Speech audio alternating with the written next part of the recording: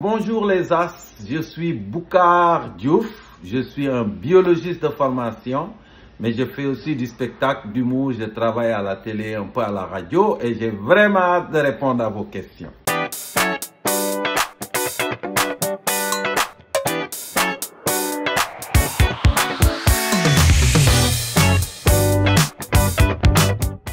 Salut les As! Ça y est, c'est enfin le moment de vous dévoiler l'entrevue que j'ai réalisée avec Boucar Diouf à l'aide de vos questions. Boucar Diouf est un biologiste, animateur et humoriste québécois. Il est arrivé en 1991 à Rimouski pour étudier l'océanographie, donc l'étude des océans et des mers. Il s'est ensuite découvert une passion pour l'humour et la scène. C'est parti pour vos 5 questions et ses réponses. On commence avec Lélé la mini-prof. Bonjour Boucar Diouf, je me demandais pourquoi vous avez voulu faire vos études sur les animaux qui se trouvent dans l'eau au Canada. Car je sais qu'il y a beaucoup d'animaux passionnants au Sénégal. Pourquoi avez-vous choisi le Canada, plus précisément Rimouski, à la place d'un autre endroit dans le monde? Ah, Lélé la mini-prof, j'aime beaucoup votre question parce que moi d'abord j'ai étudié la biologie en milieu terrestre au Sénégal. Donc j'ai fait ma maîtrise en biologie végétale, donc ces animaux dont vous parlez, ces animaux de savane, je les ai étudiés un peu à l'université avant de venir ici.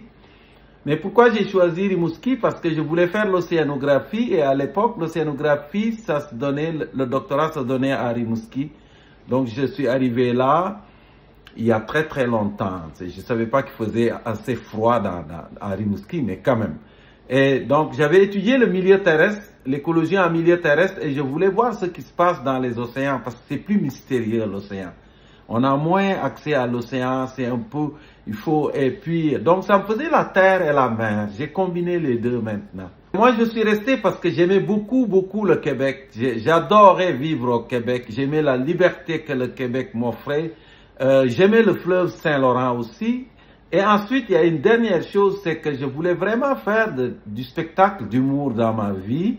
Et je savais que je ne pouvais pas faire ça au Sénégal alors que mes parents étaient encore vivants. Parce que mes parents, ils aimaient beaucoup le Boucar qui a fait la biologie et qui enseigne la biologie. Mais Boucar qui fait rire les gens dans les salles de spectacle, ils n'aimaient pas beaucoup. Donc voilà, donc le Québec m'offrait une cachette. Je me suis caché pour faire de l'humour au Québec.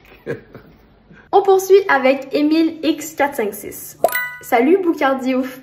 Est-ce difficile d'avoir plusieurs métiers comme biologiste et humoriste? Ben, Émile X456, ben, il y a un lien entre tous ces métiers que je fais. Et c'est une superbe question parce qu'on me pose cette question des fois même à la télé. Boucar, tu fais de l'humour, tu écris dans la presse, tu écris des livres, tu animes à la radio, mais là, ça fait beaucoup de métiers.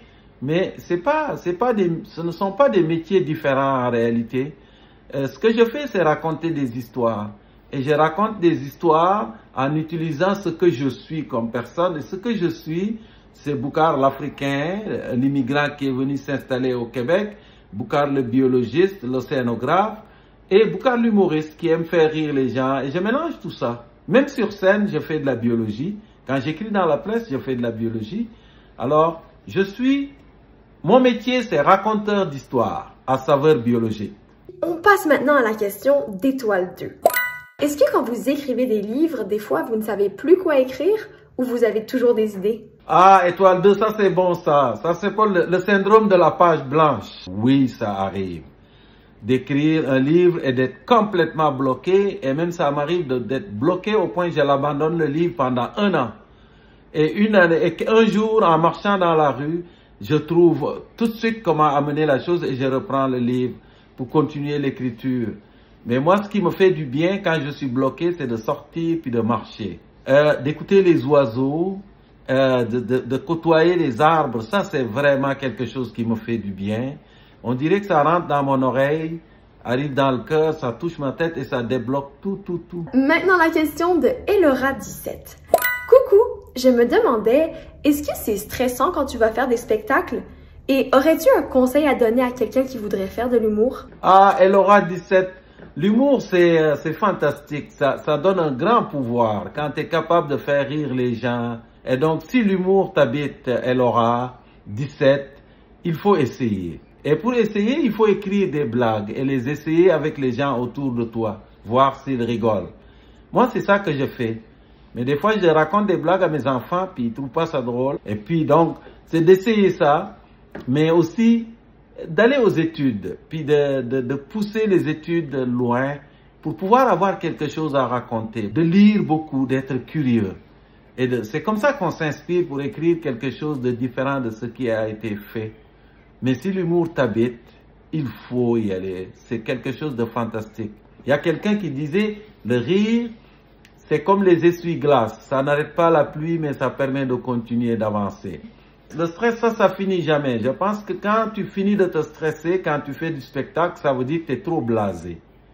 Et ça, les gens vont le sentir dans la salle. Donc, un peu de stress. Juste un peu, suffisamment pour pouvoir performer. Parce que c'est bon le stress à très faible dose. À très forte dose, ça va te paralyser le stress. Mais quand à moyenne dose, ça devient un stimulant. Comme si tu prenais une tasse de café. Donc. Et quand tu n'as pas de trace de stress du tout, souvent tu fais un flop. Quand tu en as trop, tu deviens figé. Mais juste moyennement là, c'est bon avoir un moyen stress. Ça aide à être sur le qui-vive et à être meilleur sur scène. Moi, c'est mon opinion en tout cas. On termine avec Yawara. J'ai lu ton livre « Contes biologiques de Tonton Book » et j'ai beaucoup aimé. Je me demandais, est-ce que tes enfants sont comme décrits dans ce livre? Yawara, ta question est fantastique, mais tu as raison. Mais le livre, je l'ai écrit vraiment, c'était presque un peu autobiographique. Parce que moi, j'ai 2 enfants. J'ai un garçon qui a 17 ans maintenant et j'ai une fille qui a 13 ans. Et donc, ces histoires-là sont un peu calquées un peu sur ce que nous vivons ici. Évidemment, quand on écrit du conte, on exagère un peu. Mais si tu avais rencontré Jojo à la maison, je suis convaincu que tu dirais, OK, c'est elle. C'est elle. Et puis, c'est ça. Il y a un peu d'exagération là-dedans, mais le cœur des histoires, c'est vraiment ce qui se passe dans la famille ici, là.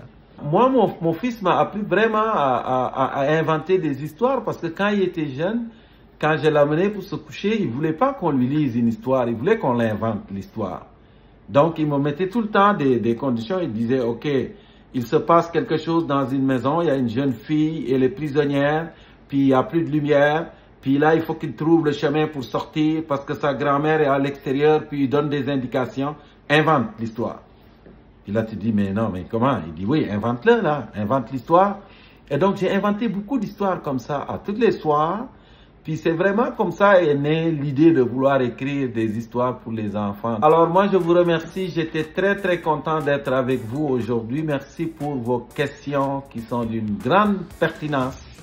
Parce que je suis sûr que même si j'étais avec un journaliste à la télé, ça pourrait pas être plus élaboré que ça. Moi, j'ai grandi dans une famille où on valorisait beaucoup l'éducation.